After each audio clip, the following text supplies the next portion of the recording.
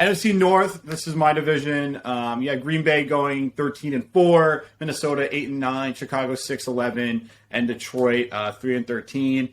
I think Detroit is on the up and up. I think Minnesota is going to be a very different looking team this year with a radical change at coach, a much more offensive minded team. I think Kirk Cousins will be a sneaky good. I really think a lot of the Vikings players will be sneaky good in fantasy. But it's one of those things where in the last 11 years, the Packers have won the division 72% of the time. I'm just beaten down. I'm sad. The Packers are just going to win it. I look at their roster, and I don't really see the talent there outside of quarterback and running back. They have an all right tight end. I don't know. It's just going to be the Packers again because it's always the Packers. Please. You're talking about the Vikings don't have a lot of talent outside those three positions? No, I was saying the Packers. Yeah, I think the Packers have a good quarterback, and I think they have two good running backs, and the rest of their team seems pretty average to me. Their defense is solid. I don't want to talk down their defense too much, but they're just going to win the division because they always do. Yeah, Kenny Clark and Jaire Alexander are super good defensive players. Yep. I still, though, I look at this roster, and I agree it looks suboptimal to me. It looks like a roster that doesn't have a lot. I think Allen Lazard, wide receiver 1? Yes. That's really bad. That's really bad. Yeah, I think he's maybe the worst wide receiver 1 in the NFL, and I don't feel good gambling on that to go up against a Vikings team who had the most losses by less than 7 points last year. Yep. They just need to get over the hump. And, Kirk Cousins, 33 touchdowns, 7 interceptions last year, I'm pretty sure. Justin Jefferson, maybe wide receiver 1 this year.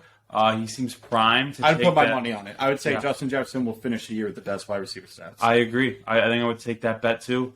They got Irv Smith Jr. coming back, who looked really good in Alabama, and he really hasn't got a chance yet. They got Danielle Hunter, Adam Thielen. You were saying he looks healthy this year. Adam Thielen, from what I'm reading, looks completely healthy again. Irv Smith returned to practice, I think, yesterday. I'm a big Irv Smith fan. Yep.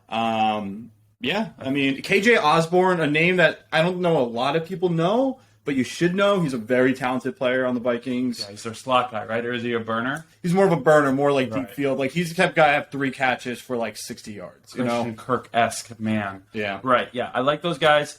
And then, I could list the Vikings roster on and on. They feel very primed to take the next step. I think they just got Zadarius Smith.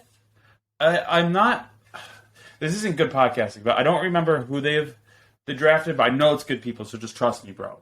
I'm pulling my first trust me, bro card of the season.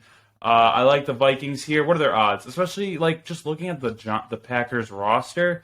I just don't feel like taking the Packers roster at minus 155. I'd much rather have the Vikings roster at plus 240. It's hard to argue with that, and I hope you're right. Hey, man. I hope I'm right, too. One last thing before we wrap up this. Name 3 Bears wide receivers. Yeah. Darnell Mooney. They had the old man that you drafted, with a V in his name. They had N'Keal Harry, but he got hurt. R.I.P. That might be the last time we ever hear N'Keal Harry's name. Yeah, no. That's actually really likely. So, Bears ain't it. Oh! I think Pringle is on that team right now. Yeah, I think you're right. The Chiefs guy. Yeah, the old Chiefs guy. Bang! Yeah. That's 3. That's 3. That's at least the rookie that we're not really sure his name. Pringle and Mooney. There you go. So let's go Vikings. What do they say? What's their little logo? Skull. Yeah. Skull.